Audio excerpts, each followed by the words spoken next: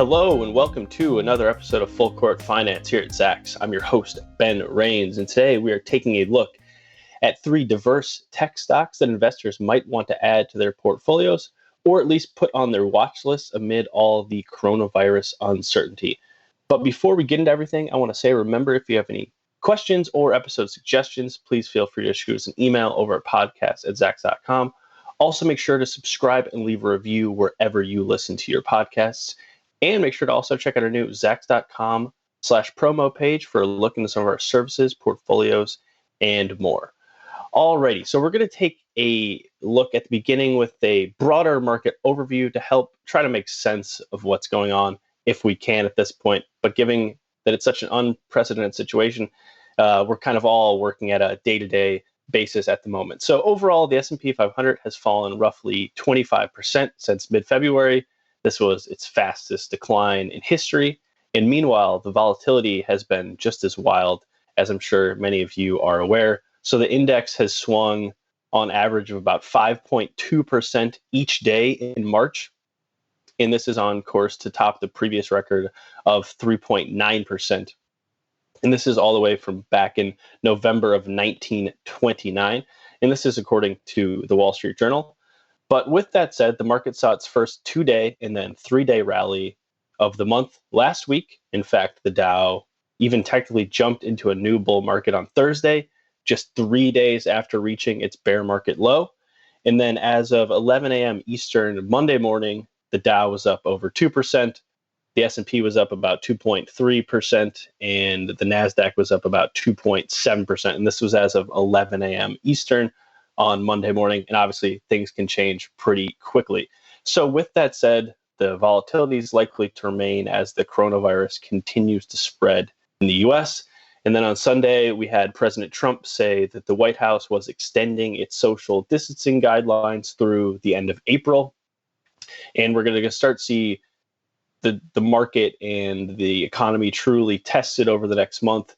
And this is going to see how impactful Congress's roughly $2 trillion stimulus package that was officially passed last week will. And so this is set to provide direct payments to many Americans, beef up unemployment insurance, provide loans to companies, extend additional resources to healthcare providers.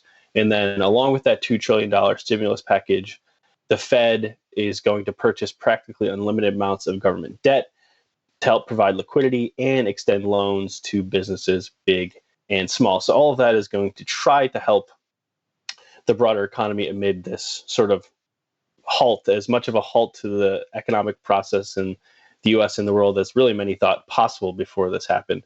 But obviously the recent rally is pretty encouraging, and it might signal that the market's worst days are already behind us.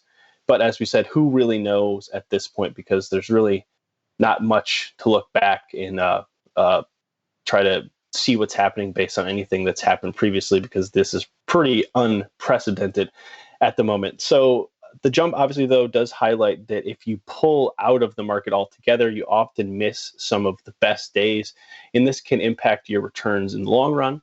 So with that said, longer term investors don't really need to try to call a bottom. Instead, they should just look for stocks that appear to be solid investments, both now and for the somewhat near term and long term. So today we're going to take a look, as I said, with three tech stocks that are operating in very diverse pockets of that broader tech space. And we're going to start by taking a look at CrowdStrike, which trades under the ticker CRWD. So CrowdStrike was founded in 2011 and went public in 2019, about a year ago at this point. And its founders realized that the cloud computing was going to be the future of the broader tech space. And amid all of this, they tried to provide a cybersecurity offering that could be rolled out as quickly and easily as possible across their enterprise customers' digital footprints. So CrowdStrike focuses on a cloud-delivered endpoint protection to help detect and prevent breaches. We could go into a much deeper dive on what they're doing, but they're a cybersecurity firm that's built for the cloud, which is where most companies are now operating. And cybersecurity threats really aren't something that can be ignored even by the smallest companies, individuals, large enterprises. So one estimate from Cybersecurity Ventures, which is cited all over the place for cybercrime type figures, estimates that damages will jump from $3 trillion in 2015 all the way up to $6 trillion annually by 2021, which would be the equivalent of about 10% of the world's economy. So cybersecurity is going to be just as important as ever going forward. And it's also pretty immune to these broader spending cycles and something unprecedented like the current coronavirus outbreak, because people still need to spend money on cybersecurity. So with that said, CrowdStrike shares have soared over 75% since Monday, March 16th. This is up from about $33 a share to $58 a share as of Monday morning. And despite that big climb, they still rest over 40% below their 52-week and all-time highs. And if we look back, the company topped our Q4 earnings and revenue estimates on March 19th. And they also provided some upbeat guidance amid the current coronavirus economic downturn that has forced many to work remotely and forced many other companies to pull their guidance altogether because of all of the uncertainty. So we're going to take a quick look at what they did over the last year. So the company saw its total fiscal 2020 revenue climb 93%, with subscription sales up 99%. Its free cash flow came in at over 12 million, and this was against 2019's negative cash flow. And then the company also added 870 new net subscription customers in Q4 to end fiscal 2020 with over 5,400 customers. And this also, the company, this marked an expansion of 116% from a year ago. And they noted that their subscription customers who have adopted what they call 5 or more of their different cloud modules increased 33%. So they're getting clients to use more of their offerings. And their CEO, George Kurtz, noted on their earnings call that they're landing more large customers that are starting with annual recurring revenue of over $1 million.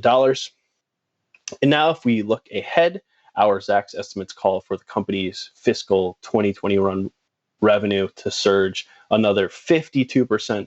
And this is above last year's over 90% growth. And this would see it hit about 730 million. And then if we look ahead to the next year, it's set to jump another 30% higher to about 940 million. And then the bottom line estimates are also very encouraging. So this year, fiscal 2021, its adjusted loss is expected to be cut in half, more than in half, from a loss of 42 cents per share to a loss of just 13 cents per share. And then if we look ahead to 2022, the company is expected to jump from a loss of 13 cents all the way to positive 15 cents per share in fiscal 2022. So cut more than in half this year, and then expected to jump all the way up to positive 15 cents per share in 2022.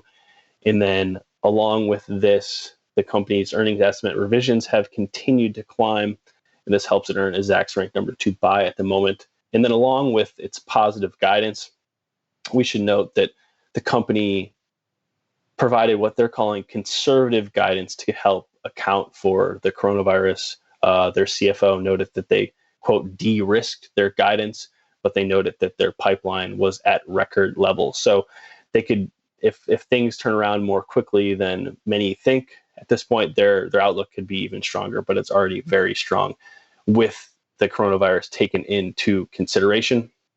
And in the end, CrowdStrike appears to be somewhat immune from the coronavirus sell-off, as if anyone is, because these big firms and small firms and everyone who's now being able to work remotely, this put even more burden on your cybersecurity worries. And CrowdStrike is a company that certainly stands to benefit from that. And they also stand to benefit over the longer haul as the cybersecurity industry grows along with our booming tech space in general. And it might not be the worst time to think about taking a somewhat small position in a tech stock of this size and growth that's trading still at about $55 per share. and it's traded all the way at just above $100 since going public. So CrowdStrike is certainly a stock worth considering. And then we're going to close with two stocks that don't really need as much background, and we're gonna go right into Verizon.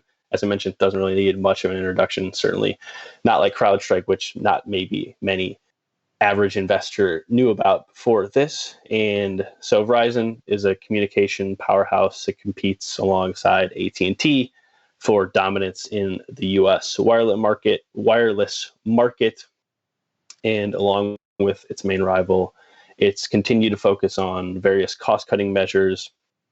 And this is as it ramps up its 5G push, because that requires a lot of capital spending. And then if we look back, the company closed last year on a high note. It recorded its most Q4 wireless ads in 6 years, and its earnings estimate revision activity has been somewhat mixed amid all of this uncertainty, which does help it hold a Zacks rank number 3 hold.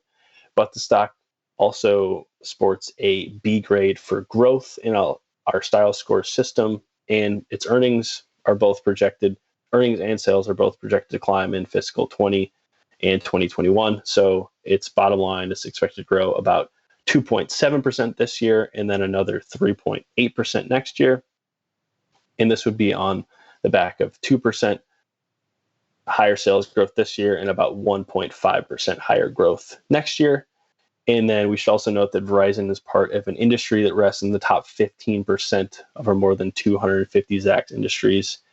And the stock is down about 15% off of its 52-week high, so you could be buying Verizon at a little bit of a discount. And then along with that, one of the big pitches for investors at the moment is that VZ's dividend yield rests at about 4.6%. So this is an impressive premium to obviously the 10-year U.S. Treasury, which was at about 0.69% Monday morning. And it also blows away the S&P 500's average of about 2.23%. So that 4.6% yield is providing investors some much needed income amid all of this uncertainty. So Verizon is certainly a stock that looks to be a longer term buy and hold company that's not really going to go anywhere. It's a telecom giant that's ready to roll out its 5G, and its dividend yield is really impressive right now at the moment, and it's sitting about 15% below its 52-week highs. And then we're going to close with Microsoft, and obviously sometimes the obvious answer is the right one because Microsoft is about as blue chip as they come. So it might be a stock just can act as a safe haven at the moment. And if we look back, Microsoft did warn Wall Street in late February that setbacks in China would likely cause it to miss its personal computing sales guidance for the quarter. And this would have been considerably more of a gut punch before Microsoft's cloud computing business really began to boom. And the company also did note, luckily, that its Q3 fiscal 2020 guidance remained unchanged for all of its other units. And what, like I said, its cloud segment and its other businesses, but mostly cloud, have really driven growth over the last several years, and it now competes directly against Amazon's AWS for cloud supremacy. And despite its coronavirus warnings and the current economic downturn, Microsoft's longer-term earnings revisions have remained largely positive, which, like with CrowdStrike, helps it earn a Zacks rank number 2 buy at the moment. And then if we look ahead, the company's sales are expected to climb over 12% this year, and then another 11.4% next year. And then on the bottom line, it's expected to climb 18% and 12%. So this growth would mark the continuation of some really solid top and bottom line growth over the last several years. And they're both the top and bottom line estimates are very impressive for a company of its size and age. And Microsoft is also part of a highly ranked Zacks industry. Its dividend yield sits at about 1.28% at the moment, which tops another big trillion-dollar tech rival, Apple. And Microsoft also consistently raises its dividend payout. And as I mentioned at top, with its cloud computing and its blue chip status and its ability to grow without a lot of reliance on consumer spending at the moment. Investors might want to think about buying Microsoft. The stock's already jumped about 17% since March 16th, and it climbed over 5% on Monday.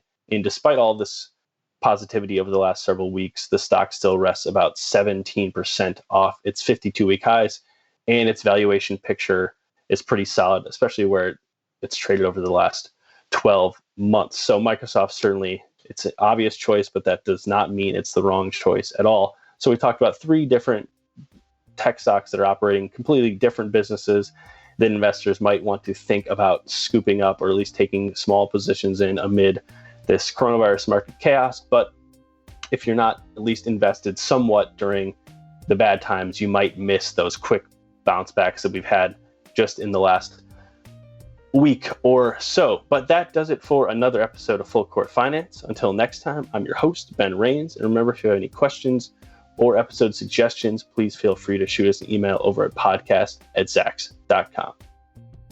This material is being provided for informational purposes only, and nothing herein constitutes investment, legal, accounting, or tax advice, or a recommendation to buy, sell, or hold a security. Do not act or rely upon the information and advice given in this podcast without seeking the services of competent and professional legal, tax, or accounting counsel. Publication and distribution of this podcast is not intended to create, and the information contained herein does not constitute an attorney-client relationship. No recommendation or advice is being given as to whether any investment or strategy is suitable for a particular investor. It should not be assumed that any investments in securities, companies, sectors, or markets identified and described were or will be profitable. All information is current as of the date herein and is subject to change without notice. Any views or opinions expressed may not reflect those of Zacks Investment Research as a whole.